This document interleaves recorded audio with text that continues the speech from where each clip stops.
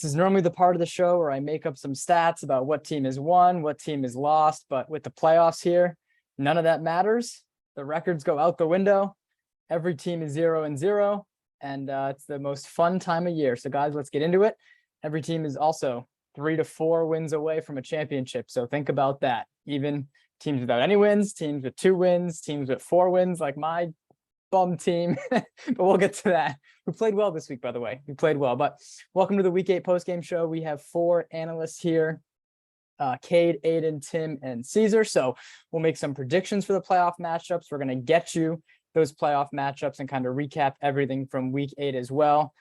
Let's start, and we'll kind of give you the seeding. I mean, we have it on Twitter. We're going to have the bracket posted by the time you guys see this. So I don't want to just rattle off who's playing who. We'll kind of recap Week 8 and tell you what that means for each team's first round matchup. So let's start with the first game on court 1, a game that we will actually see again in the first round of the playoffs. So there you go. That's how you preview while also recapping.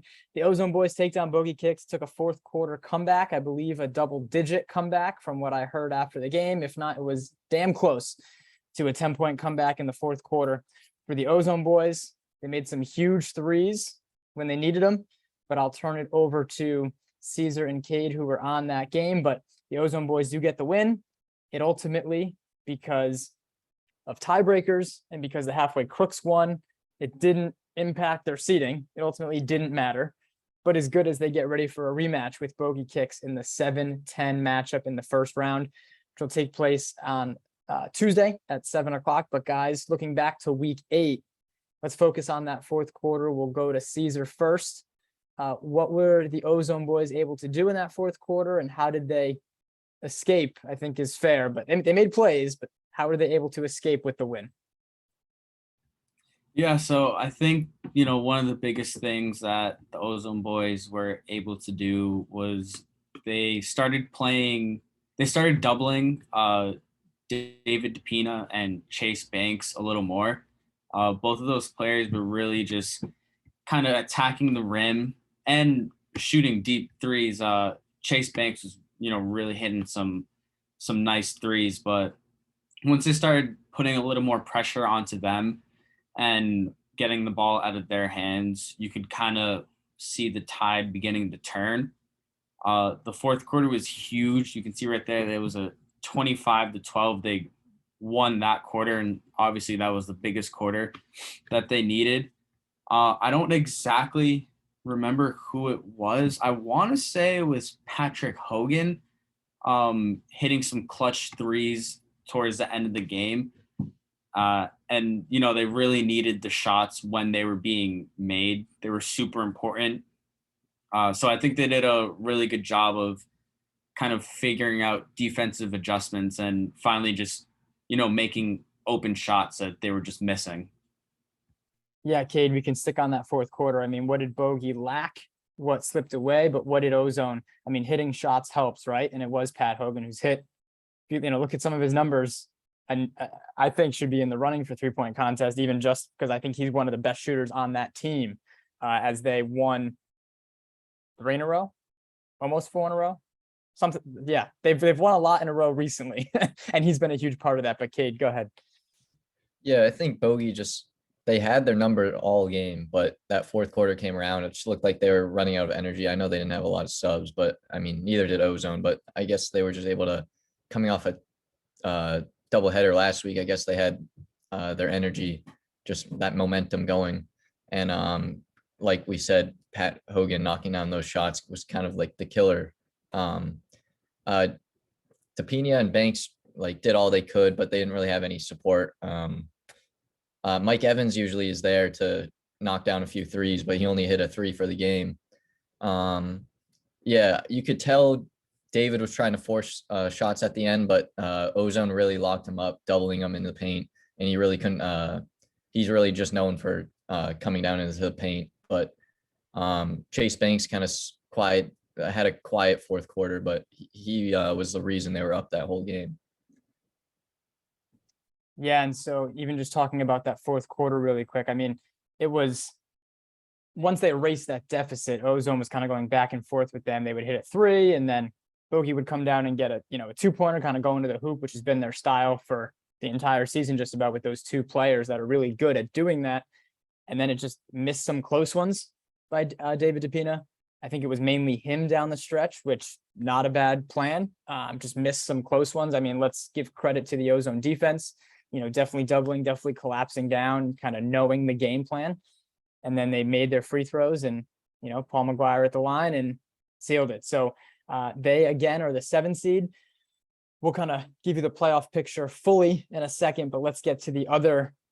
I mean, if we talk to Tim, I'm going to stay on court 1, but we do have to kind of go to Tim quickly. I mean, picking, the Werewolves in Sin City on last week's post-game show, most notably getting getting the shout out and then also getting the scouting report.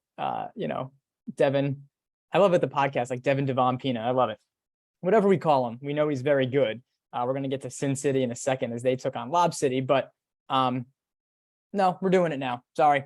We'll go to Tim. Let's let him talk about it. Lob City escapes with the win. I know it was 3-on-4 for some of the game. Terrence showed up, made it 4-on-4. Let's do Sin City. Duje's boys are going to have to wait for their 8-0 talk that we'll get to. But let's go to Tim first. Let's do it. So Sin City, for the first quarter, I mean, it was like 4-3 for like the entire first quarter, if I remember, or 6-5, something ridiculously like, wait a minute, is this scoreboard not working too?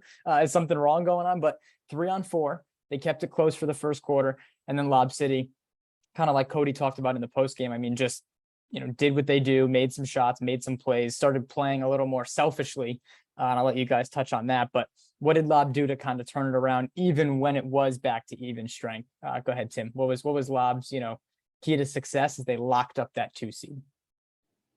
Yeah, so obviously Sin City, they didn't have the roster I was expecting this week. So, after the first quarter, I mean, they played pretty well. Taj, I picked him on all defense, and he definitely showed why in the first quarter. He was really deterring a lot of their drives to the basket, even with a player down, which was pretty impressive. But for Lob City, what I was noticing, so Sin had 3 players. They had Taj, they had Justin Titsworth, and Javon Morris. But Taj is really the only guy that's going to be taking it to the basket, playmaking. Like, he's their lead ball handler. He pretty much does everything for their team in terms of setting guys up. So once Lob started to double him at half court, I mean, he's going to get tired. I mean, he's not going to be able to beat a double every time when the other guys aren't going to be able to dribble as well as he can. So, I mean, Sin matched up.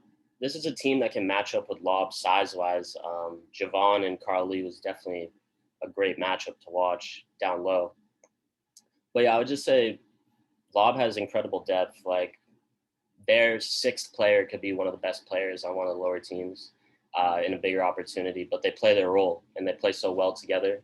And that was evident this entire game, that they were able to drive, kick, get open shots. Second half came around, it was basically like a pickup game. Cody Crawford hitting deep shots. Colin Burns, a quiet 33. It didn't seem like he had that much, but I think Lob City is definitely, they're going to be a very tough out in the playoffs with the depth they impose. Yeah, and so we'll get to Aidan, who is also on that game. And I mean, just to preview really quickly, we can get a rematch in theory with Sin City at full strength. So Sin City with the loss does fall to 6. They fall 1 spot from what they entered in week 8. Lob City with the win, which we kind of knew if they won because of the tiebreakers they already had, they would be the 2 seed. So they do lock that up with the win. They eliminate all of that tiebreaker talk we were spouting last week. So win, and they secure the 2 seed. So they'll take on the winner, Lob City will, of Ozone Bogy Kicks. So again, we just had, so Ozone's Bogy rematch. And then if Ozone was to win, they would get a rematch of Lob City, who they beat in week 7. So I'm in on all that. That's 2 possibly great games. Looking even further ahead, if Lob City takes care of business and Sin City beats the 3 seed, who will get to them in a second, we could have this matchup in the semis. And it could be Sin City at full strength with their size against Lob City. Aidan, forget looking that far ahead. At least in this game, in these matchups we saw, what wasn't going well, and then even just your take on kind of what Lob City was able to do. They were just, so like Tim had said, Sin City only had 3 for a good portion of the game. But like we've said before, Lob City is able, they're deep. They have good depth. They're able to score. Victor was hitting shots when he normally doesn't hit that many shots. He was more of a factor. And still going back to what Tim said, just the depth that Lob City has, they're able to do it. And Cody was in them over. He's like, and Colin had a quiet 33, like we said, but Cody was like, I want to take this game over. And he made some deep threes. And there was a lot more communication going on with this game. It did help that they were only playing against 3 players, but I'm not going to discredit Sin City for only having 3 or even discredit Lob for playing against 3, but they were just able to get the job done. Yeah, and I mean, even just a note, Jose Mercado again. So some of the things we've heard of him not returning, he still can play. He qualifies for the playoffs, but the things we've heard of him not playing, I mean, this may be the Lob City team we see, and Carl Lee, I believe, stayed the whole time, most of the time. I see head nod, so most of the time at worst, but I'm sure for playoffs, he will be staying the entire time. And so that even adds a piece to their team that they may be missing. But again, Lob City, the 2 seed, Sin City comes in at the 6 seed, and we'll preview who Sin City will play first in the quarterfinals, because the 6 seed, you don't have to play in the first round. So that kind of stinks for Ozone, even though they won and they did all they could to get out of that first round, like play-in type game. They still will have to win twice to get to the semifinals win twice on Tuesday night in the same night. As for the 1 seed, the Duje's boys, so they locked it up before their week 7 game, like we talked about, because of that Ozone Lob City result. So they had, they took care of business last week. Coming in this week, Dan Ruggiero makes an appearance, gets a start. PJ Thomas gets a start, I believe. And then you're looking up and it's still, 5, 6, 7, 8 points. I mean, I'll get to the guys in a second. And the Duje's boys put together a 4th quarter and get the win and go 8-0 for the 2nd season in a row. So we talked about last season, they were missing guys in the finals due to vacation. Lob City wins. Hopefully, if we get that rematch, we get them both at full strength, and that'll be for an undefeated season. All right, Tim is gone. It's all right. We'll rock without it. He'll come back if he can. So for this game anyway, sticking on court 1, we can hop over to Cesar, but it's the Duje's boys taking down the Werewolves. Sam Clifford was there. He had another good game. I know Brian Heston was doing his thing, but even with all of their bench players, I guess playing more than usual is fair for the Duje's boys. Cesar, what happened? I mean, a lot of us thought with that happening, right? With the bench playing more, it'll be a close game, but the Werewolves should be able to get the win, maybe jump in the playoff seeding picture, and the Duje's boys still take care of business. Go ahead, Cesar. So I want to start. The Duje's boys, they're a number 1 seed for a reason. So when they started the game, like you said, they had it was really 4 different starters who don't normally start or really get much playing time for Duje's. And the Werewolves, they took advantage of that, and they took an early lead. I think they might have had a double-digit lead, like pretty early on in the game. And then towards the 2nd quarter, late 1st quarter, 2nd quarter is when, Duje's boys started putting in their starters, rotating them in. And once they started like actually playing, they stormed back, and they really just proved to the whole league, like, we're the 1 seed for a reason, and there's just not much you can do to stop them. Like, John Q2 had a great game. He had 28 points. Tartaglia, he had 17 points, and everyone's shooting crazy good, like 54%, 50%, 46, 40. Like, that's really good for a team. So, the Duje's boys, like, even if they have their role players playing early on in the game, like, they can still come out and pull out a win against a good team. Like, the Werewolves are not a bad team. So I just thought it was super impressive on the Duje's boys. Yeah, and so that definitely covers, the Duje's boys. I'm going to scroll up here to the Werewolf stats. And so, Cade, that's your task. We see Gino 40 with 26 points. And I'll just say Zach Tartaglia hitting threes. It's that time of year. Let's just throw that in there. Not that he doesn't always play well, because he makes highlight reels, he's defending the rim, he's dunking on people, and he impacts the game even when the stats aren't there. But shout out to him. I think it might have been last playoffs or 2 playoffs ago when he wasn't as well known. He's going for 35 and 7 rebounds, 4 blocks in playoff games, and he's like leading them winning playoff games.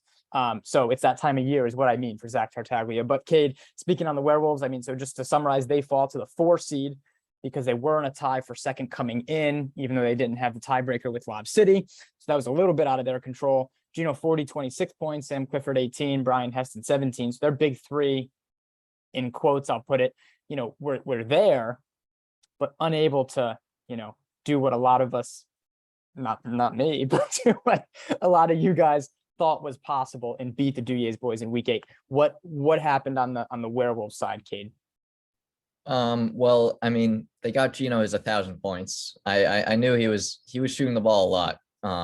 And obviously Shane was screaming at him the whole game, telling him to shoot it.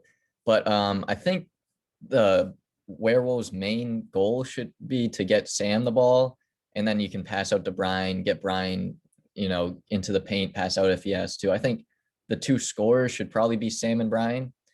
Obviously, I think everyone on that team should be touching the ball. But I just think this week the Duje boys was just a better team, and I think if we see this matchup again, I don't even know if that's possible. But I just feel like Duje boys are just a better team. Their chemistry is there. Everything they do is just like perfect pieces in a puzzle. Like they just connect on a different level than most of these teams. And I just don't think the Werewolves had what it was to beat. It's just that simple, really. Yeah, just on that earlier point, Cade, anything is possible. Yes, literally yeah, anything. Anything is possible. And that's a quote too. I'm quoting. But no, I mean, Bogy kicks wins a game, they're in the quarterfinals, right? So, that's where we're looking at. I mean, some teams win 2 games, they're in the finals, and that was not what we thought coming in, right? So records go out the window like I talked about, but it is the Werewolves getting the 4 seed. They will take on the 5th seed at halfway Crooks in a rematch. So love that. We already know the Werewolves are 1-0 in the playoffs against the halfway Crooks all time. And I already closed it, but I believe they made 2 threes all game, as in the Werewolves against the Duje's boys. I believe it was 2 threes. Cade shaking his head. I just have a feeling they'll make more than that next week. And that's just because they're playing teams in the color purple, which is from experience what happens when good shooters just freaking play. Yeah, the halfway Crooks. Let's go on to that good shooter I'm talking about, Gian Avendician, who set the record with 90 points. I pulled some stats, and I can't take all the credit for this, but I'm going to rattle some stuff off first. Dan Ruggiero just doing his homework, and I'm going to steal it. I mean, he can say it again on the podcast, but I go first. So here we go. Gian broke the record with 90 points.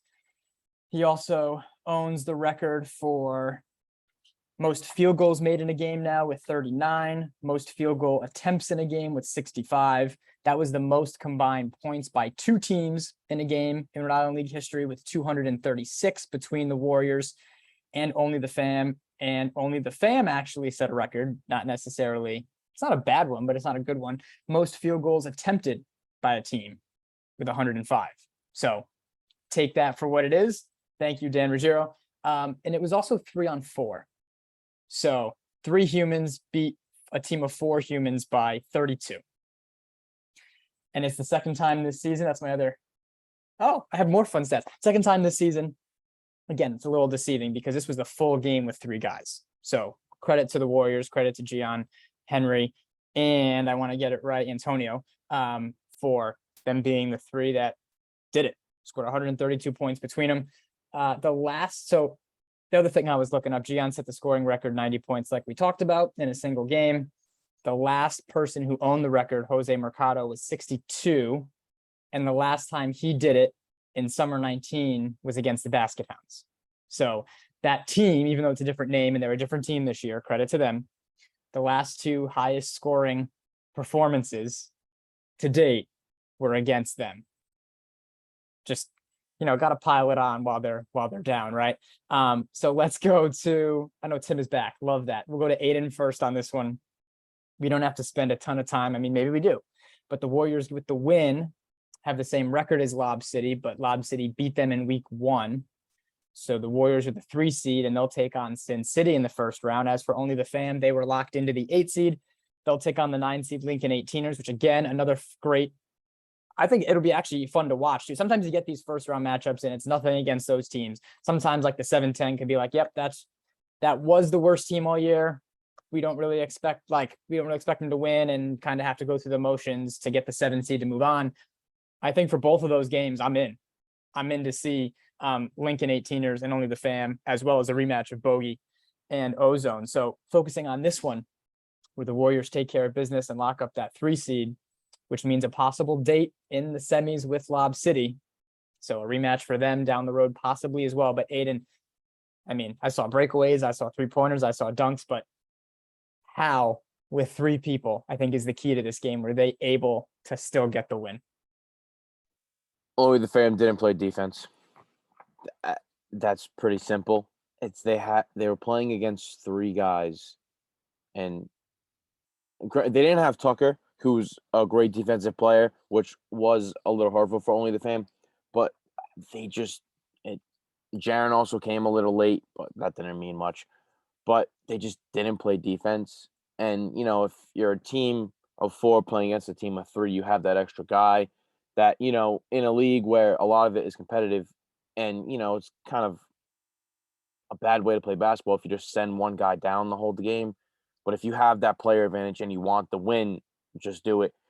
Shane came over and was asking me why they weren't doing that. Even Gian was asking me why they weren't doing that. I heard Gian and Jaren talking about it at the end of the game. But it was just the Alright Warriors looked like they wanted to play and wanted to win. And Gian had 50 at half, so you know how that went. But we've been shown time and time again that only the fam just doesn't like to play defense, and they don't. But they did put up the most points they've scored this season.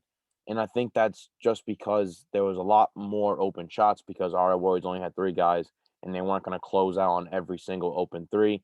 As you see, it's just they didn't play defense, and I don't know. I have no words for this game anymore. Gian had 90. That's all I have to say. Yeah. Tim, is there anything to add, or do you want to start? I mean, you can still start on the halfway Crooks and Lincoln 18, which is our last week 8 matchup. But anything on this one, Tim, quickly? Yeah, quickly. Just because I got the Werewolves prediction wrong in Sin City, I didn't know. I have to say I predicted Gian to break this record in this game. Only the fam, as Aidan said, they haven't played defense since like week 2. I mean, really. So it was transition. You see Henry, all of his buckets were honestly uncontested, I would say. So yeah, not much to say about this one. Let's get on to halfway. That's music to my ears. That's what I love to hear. You can say it's Tim, run it back. Let's get to halfway. Before we do that, Gian in his interview is stealing one of my favorite lines.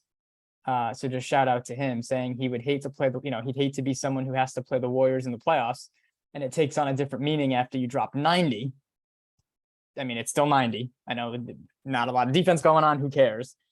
But that's the halfway Crooks line. So we can share it. We can both have it. I'd hate to play with your team in the playoffs, right? This is your time to suck up, guys. A little head nod action. Thank you. Yes, halfway Crooks are scary. With the win coming in, they had the 5 seed in reach, and they get the win.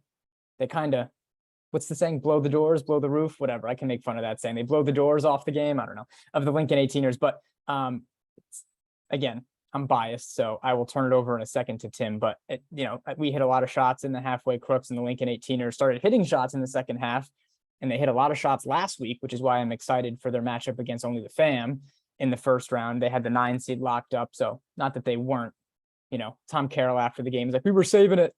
So there you go. But it is a 102-55 victory for the halfway Crooks. Yeah, a huge outburst early for the Crooks. We'll go back to Tim because I know he got kind of gypped on the last one. I mean, what are some things, I guess, for both teams, even really quickly on the field goal percentage? I mean, 13 for 29 for 3 from the Crooks, 11 for 42, 56% from the floor for the Crooks. So right, any team when they're shooting like that is going to look better than they have in past weeks, and that's for sure. But Tim, I mean, what's one thing for both teams that they can kind of take away from this one as they get ready for their first playoff game on Tuesday? Yeah, so I don't really think there's much for Lincoln to take away from this game. I mean, they just didn't shoot well. Lincoln honestly hasn't gotten blown out a lot this year. Like, they usually play relatively close games. Like, this was kind of shocking for me for this to be this much of a lopsided result. But for halfway, I think it comes down to that big three of Jeff, Jared, and Spence. What I like about that big three is they all have different skill sets. Spence is more of a slasher. Jared is obviously a spot-up shooter, kind of a playmaker. And Jeff, honestly, he can really do it all, defensively especially. He was really protecting the rim in this game. I'm interested to see how the Crooks guard Sam Clifford in their playoff game, because he went off last time, and I think they're going to definitely give him some different looks going forward. For Lincoln, moving on to the playoffs, I think Chris Adams is definitely a huge player for like what they have to do. He's really athletic. He can shoot. He's a confident player. Along with Stephen Ritchie, he was making deep threes as well. Lincoln can shoot, so any team that can shoot has a chance. And that's going to be an interesting one against Only the Fam. A lot of 3-pointers in that one. Yeah, and so we can, not to gyp any team. Did I mess this up? No, I did good. Not to gyp any team and getting the, talk about them, but we'll get to the halfway Crooks and Werewolves, I'm sure, and talk a lot about that matchup. And there'd be an article preview on that as the 4-5 matchup.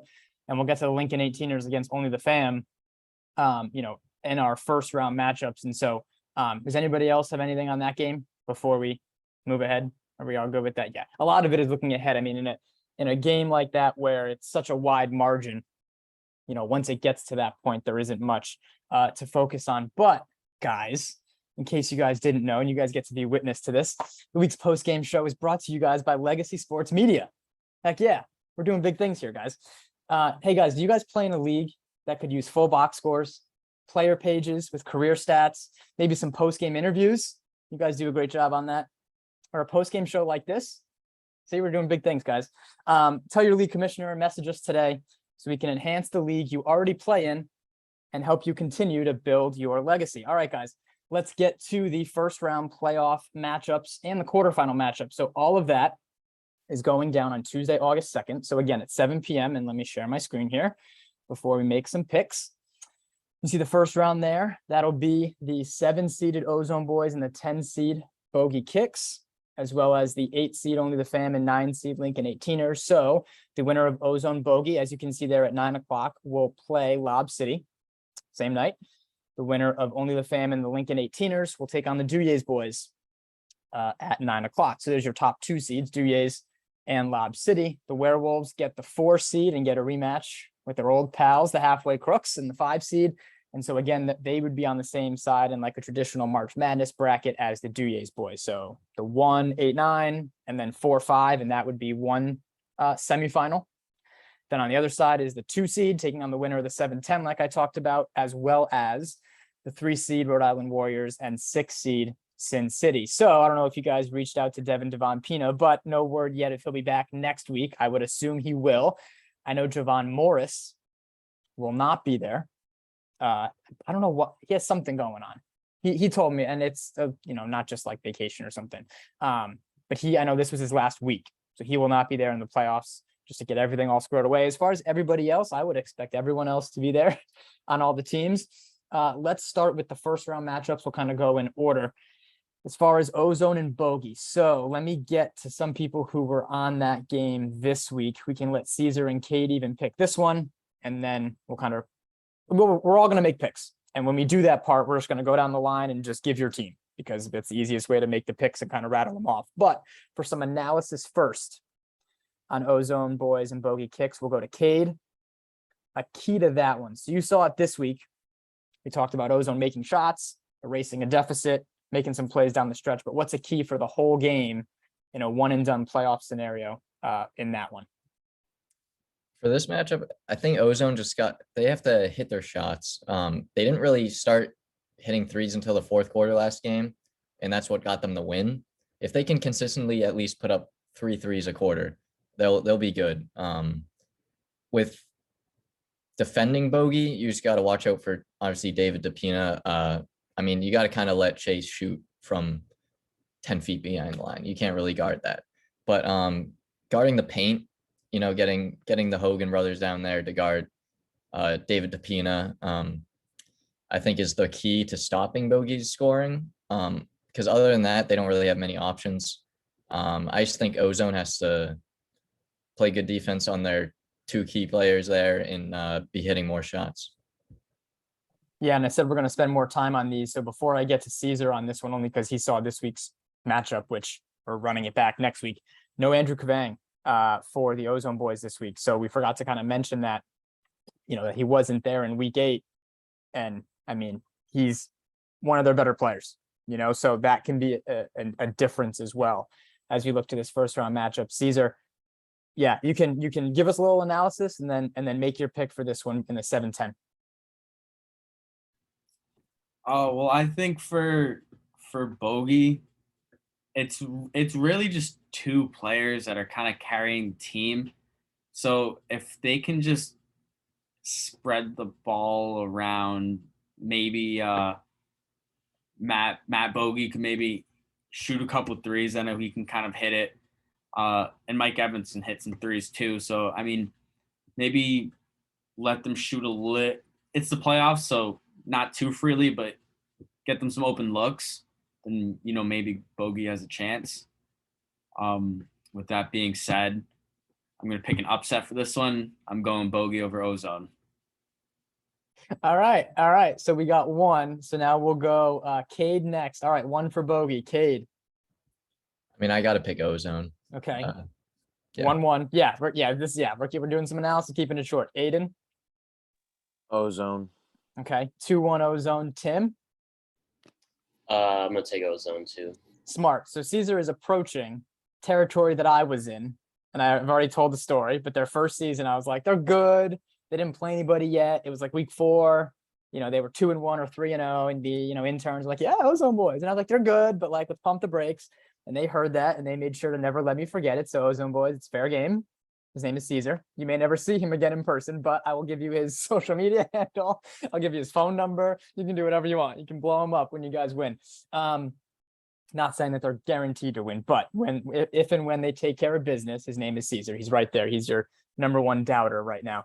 Let's get over to Only the Fam and the Lincoln 18ers, that other first round matchup, the 8-9. We just talked a little bit about the Lincoln 18ers, and Aidan likes to, tell it how it is and the lack of defense for Only the Fam, which not wrong based on the stats and the numbers and, not even being too harsh, just telling it how it is. So we'll go to Tim first, and then we can kind of even let Aidan jump in, and we'll keep it that way for this one. So Tim, a key to this one before you make your pick for the 18ers and Only the Fam. Before I make my pick, the key for Only the Fam is obviously their 3-point shooting, because they're heavily relying on that. They love to shoot. I'd say the key to Lincoln is how their zone is going to counteract that 3-point shooting. We know with zones, if you drive into a zone, a lot of the time shooters are going to be open. So that's going to be an interesting dynamic to watch. Perfect. Aidan, besides, maybe attempting to play some defense this week, what does Only Fam have to do to not get upset? So just before of course I say that and then interrupt you before you even get to talk, they played earlier this year, and that was one of Only the Fam's 2 wins. So that's kind of why we're in this situation with Only the Fam as the 8 seed. Even looking back to that game, I think is important. What's going to be different from that one that can allow Lincoln 18ers to get, the win? I think so. I believe when they first played, Chris Adams either wasn't there for most of the game or came second half. And I think he's going to be the key in that game. And same with Stephen Ritchie, as those two players weren't there much when they played the first game. And like I've said before, I'm pretty blunt when it comes to their ability to play defense. They need to step that up. And hopefully Tucker's back this week. But if Lincoln can string together making these shots, and Stephen Ritchie and even Ryan Musket, who's been kind of MIA, I think, the last few weeks. He might have been there last week. I might be wrong. But if they have their full team and they're able to string together shots, and same with Only the Fam, it's going to be a close game. Neither of these two teams are, I would say, contenders yet. They're kind of deep sleepers. But if they hit their shots, they can make the games close. For sure. And it's not, you would think Only the Fam could play some defense. And I'm not even trying to be mean now, but they have some size. They have, if Jaron kind of, maybe, protects the rim a little bit, we're watching the Ozone boys beat Lob City right? Without really a big guy. I mean, credit to the Hogan brothers that man up down there. And I'm not trying to use that term out of context, but like they hold their own. You know, we talk about the Duje's boys doing it as well. And so it's not, you know, oh, we're too small, so screw it. You know, that's not like other teams are doing it. So that's kind of what we're getting at with that one. All right. So we're also going to kind of semi hold off before we get to the, sorry, let's make picks. Duh. Aidan, only the fam or Lincoln? Only the fam.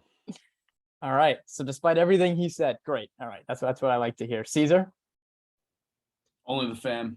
All right. That's 2. Cade? I'm going the 18ers here. Tim?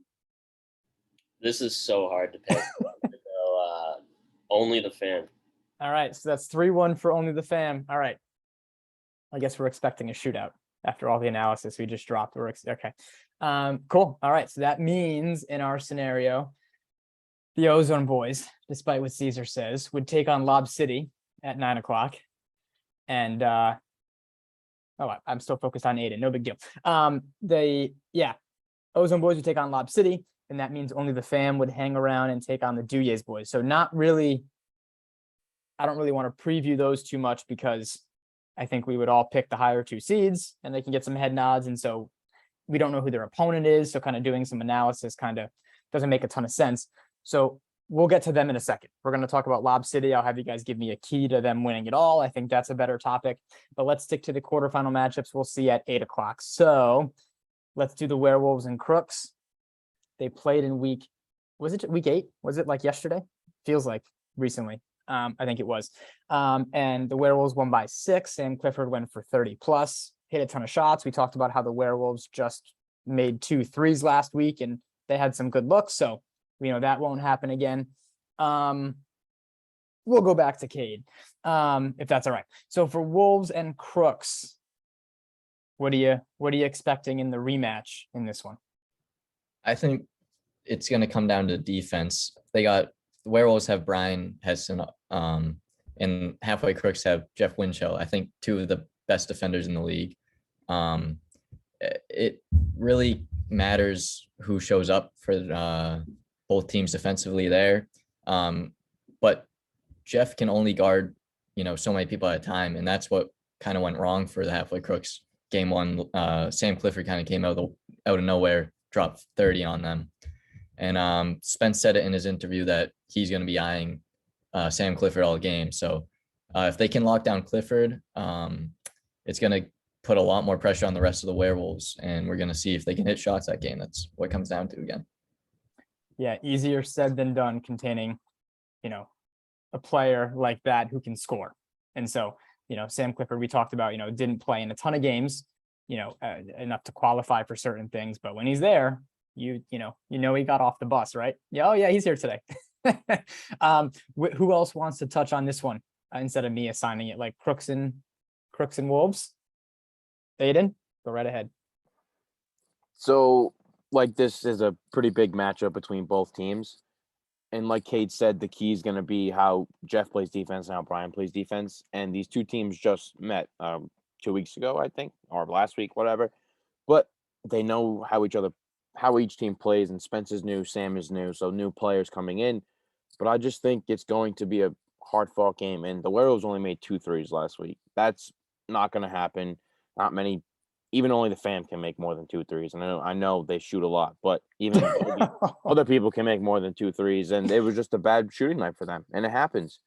But I think another key is just defense. And Jared Hansen, it looked like last week every shot he was shooting was going in. And if he can keep that up and just scoring and playing defense to his ability, it's going to be a great matchup between both teams.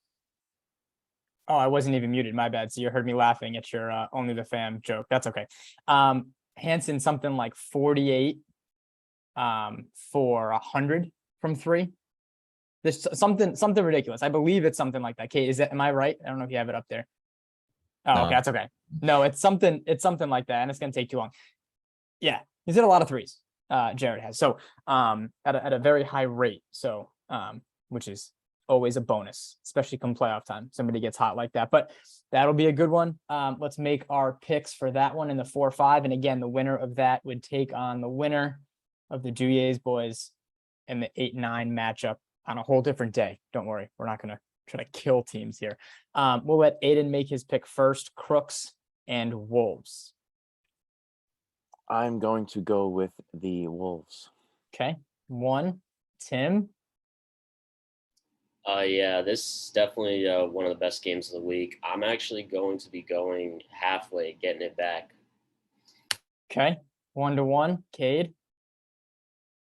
I will be joining Tim and picking the halfway Crooks. You guys, you don't wait till week 8 to suck up. I already know, like, it defeats the whole purpose, guys. Cesar. It's gonna be a hell of a game, but I'm going with Crooks. All right. This is how bad things happen. Thanks, guys. All right, perfect. Let's get to that the other quarterfinal matchup that we know for sure. Yeah, they know what they're doing. They're jinxed. That's what it is. See, they think it's funny. They're gonna pick the Crooks and then laugh when they jinx them. The Rhode Island Warriors do get that 3 seed, and they'll be taking on Sin City. So again, one of those teams the podcast says that the Crooks are scared of, and that's not what I mean in Sin City. But the Rhode Island Warriors win 6 straight. Right, this kind of goes to my point. Not that the Warriors are scared of anyone, not that the halfway Crooks are scared of playing anyone, but you win 6 in a row, you're 6-2, you lose a tiebreaker for the 2 seed. Cool, we're the 3 seed, and it's Sin City, right? Who I would say is one of the hotter teams because they've gotten their chemistry stuff together when they're at full strength, and they won't be. We talked about Javon Morris not being there, but still, Taj and Devin Devampina and Terrence and Justin Titsworth hitting shots last week, like. Again, that's not a present for the 3 seed, right? After all that, winning 6 in a row, it's not a reward for getting the 3 seed. That's my point, but that's where they find themselves. So who wants to give me something on Warriors and Sin City? Wow. Cade, cool. All right, go right ahead. Just start off. These are 2 teams I want to see both make playoff pushes because they're very fun to watch, both these teams. So it's a blessing that we get such a good matchup week 1, but I do want to see both these teams make it far. Obviously Devin, I don't think anybody can guard him on the Warriors, but then you go over to the Warriors, I don't know if anybody can guard Gian in the league right now. So maybe there's some people out there that want to take that challenge, but I don't mean to cut you off. I mean, Taj comes to mind, right? So this is going to be that type of game where, they like to, and they're not talking crap by any means. That's not Sin City style, but Taj is like, yo, I'm a good defender, and like Devin Devampina is like, yo, I've been holding my own this year. This is their, all right. Like they can prove that on the court in the quarterfinals. Yeah, I can't disrespect Taj's defense. He is a workhorse. He's running up and down the court all night. He's definitely gonna make it difficult for Gian. Don't expect anything near 90. Just I really don't even know. I'm gonna do a coin flip when you ask, but I have no idea who's winning this game. But I just know Gian and Devin are gonna show up, both of them. Yeah, does anybody else want to jump in? I'm pulling up some past matchup stuff going on. Yeah, go ahead, Tim. Perfect. Yeah, so this is very interesting matchup, especially if Devin Pina is going to be showing up, because we know the Warriors, I mean, they had Kevin Figueredo for like 1 game, but they kind of have Ant Graziano play that big man role for him, but he's not necessarily the imposing force that the guys at Sin City have, although we do know Javon won't be there. Yeah, it's definitely a matchup of 2 styles. That matchup between Gian and Taj is going to be one of the best matchups, I think, to watch this week. Well, I'm going to jump back in, and the reason I made a face, not that I don't think many people could see it, but before I have you guys make your picks on this one, they met in whatever week this was. I think it was 6. I believe it was 6. And this was the game that went in overtime and on court 3. And this is the game we were talking about week 5, right? Aidan, is that what you're saying me? Cool. And this is the game that, Sin City had the lead in the final couple minutes. And this is the game I kept bringing up, not that the Warriors shouldn't have won because they came back, but, a couple of different things go a couple of different ways, and it's Sin City with the win, right? So just looking at some numbers really quick. I mean, again, overtime went the Warriors' way. It took a big performance from Charles Correa, Gian 6 for 19 and 1 for 11, right? So I'm not saying that's all Taj, and it probably won't happen like that again. But if we're kind of looking for some ways to, back up what we're saying here, I'm interested. I'm in to kind of see what happens in that matchup if it is Taj on Gian. And just another note, looking at Sin City, who they had in that game, no Javon Morris, and they were still in a position to win. So again, not that he wouldn't be helpful in this type of game. They were right there without him last time these two teams played. So we'll turn that off, but I like bringing that up. And it was only a couple weeks ago, and it's a short season anyway. But it'll be fun. So let's go to Cade first. Who are you picking? Oh, I'm gonna go with the Warriors. Okay, 1 for the Warriors. Tim? I know the Warriors are hot right now, but I'm gonna be picking Sin City in this one.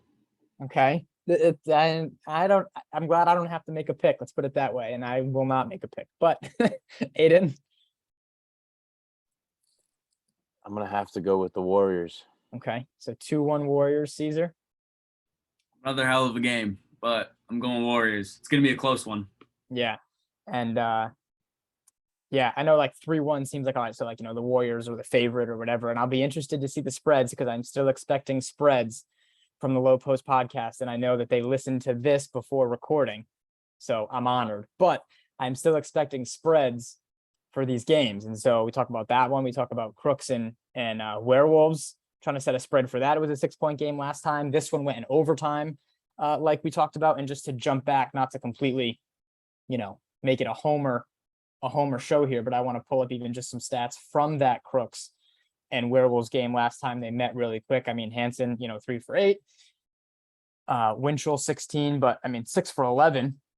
That's a credit to Heston, I believe, who was guarding him and did a really good job. And we talked about Clifford. I mean, not missing a 3, right? 12 for 17, and Heston going 4 for 16 is not going to happen again. So, I will ask Jeff Winchell. He'll have a different answer to that question about if it'll happen again. But a great player in Brian Heston. So just like to pull that up. And again, a close game, but one that the Werewolves, again, like we talked about, I believe led for most, by around 10 points. And it kind of got up a little bit. As you see there in the fourth quarter, the Crooks made a push. So we will see in that one. Let's get to those 2 top seeds because I'm sure we'll be talking a lot about them next week.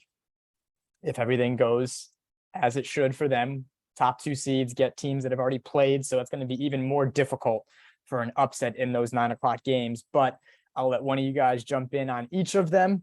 And then we'll kind of get out of here because we're pushing an hour. So go us, but that's what happens during playoff time. We'll start with the Duje's boys, the top seed.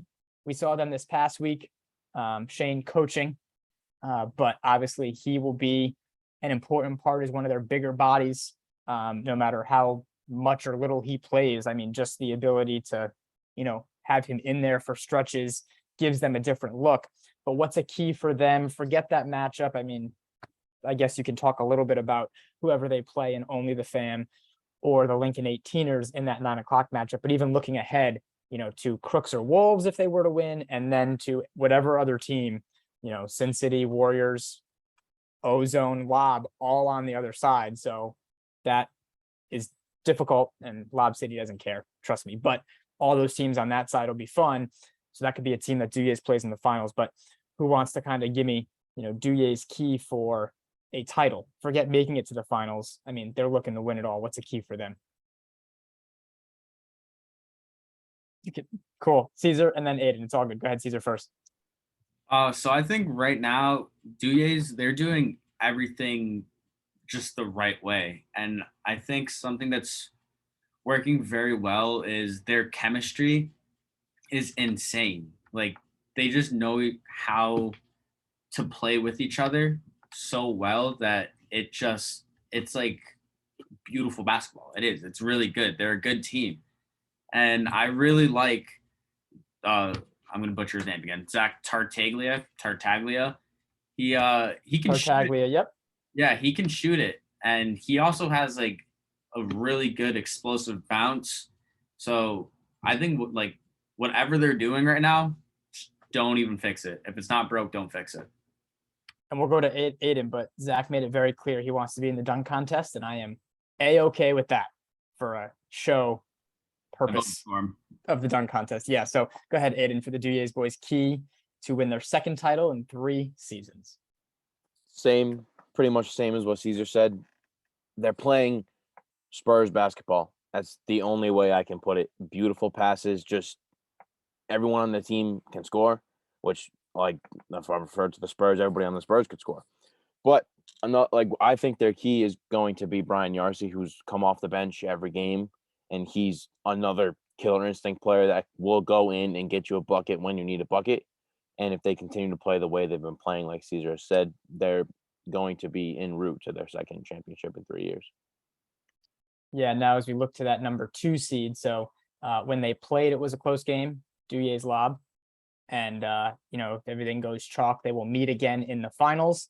It will be a repeat of last year's finals in that scenario. But before we get there, Lob City will take on the winner of Ozone and Bogy Kicks at 9 o'clock, and then the winner, if they were to win, of the Warriors and Sin City in the semifinals. So Warriors Lob would be a fun rematch, especially since they met in week 1 when things were very different for the Warriors, for sure. And they would admit that as well. The Warriors would, and no Jose if they were to meet again. And I believe Jose was there in week 1. So 2 teams would be playing a second time, but I would expect things to be different from, now I'm really on the spot, at least a 20-point blowout. Yeah, it was more like 52. So it's a 52-point win by Lob City in week 1. So I know we're predicting if we get chalk in the 2-3 in the semis, but what's a key for Lob City to repeat and win the title for the second season in a row? Yeah, go ahead, Tim. I know. Sorry. Go ahead, Tim. I'd say a key for Lob City is they have to play to their strengths. Lob City obviously has size that most teams can't match up with. Colin Burns and now Carl Lee, who's been showing up pretty much every week, are a lot to handle down low. Especially you get those guys the ball down low, you can kick out to your shooters. They have a good recipe for success with this current roster. Victor was there last week. That's the first time I've seen him this year, and he definitely adds a different element to their team. He's really fast, gets out in transition, and can make plays for other guys. Yeah, and shout out Vic, one of the OGs, Greg Holt as well, who kind of coasts, and not that he's not trying, but goes under the radar is a better way to put it in the regular season. And you'll see Greg step it up for sure come playoff time and be more involved is what I want to say, but that means he isn't involved now, and that's not true either. That's not what I'm getting at. Just more into it. I don't know. Again, that implies other things that aren't happening now, which isn't the case. Just you'll know he's there, damn it, in Greg Holt, and that's a huge addition for that team that already has a ton of talent, like we talked about. Anybody else on Lob City really quick? It's okay if not. Yeah, Cesar, go ahead. Real quick, I just think if they play through Cody Crawford, I think he's kind of an underrated player because he's always putting up numbers. He's not scoring like 30, 40 points a night, but he impacts the game in other ways. He's a great passer. He's a great rebounder. So I think playing through him would help a lot. For sure. And it wouldn't be a post-game show if I didn't put you guys on the spot, because Cesar has limited availability. He'll be going first. Now that you know the bracket, who is going to win it all? One word. You get to pick a team and you're out. Cesar. Duye's. Okay. Handle it like a champ. Damn it. Can't rattle that kid. Cade. I'm gonna go Lob City. Okay. Aidan. Duye's. Okay. Tim. Lob City. Is that 2-2? Exactly how we expect it. Perfect. Great post-game show as we push an hour, guys. It's always fun, especially when we get all you guys on there. So very fitting for one of the most important post-game shows. Who's to say? So thanks for watching the Week 8 post-game show. Cesar, Cade, Aidan, Tim, and I'll leave you with Cade's famous words from the show. Anything is possible.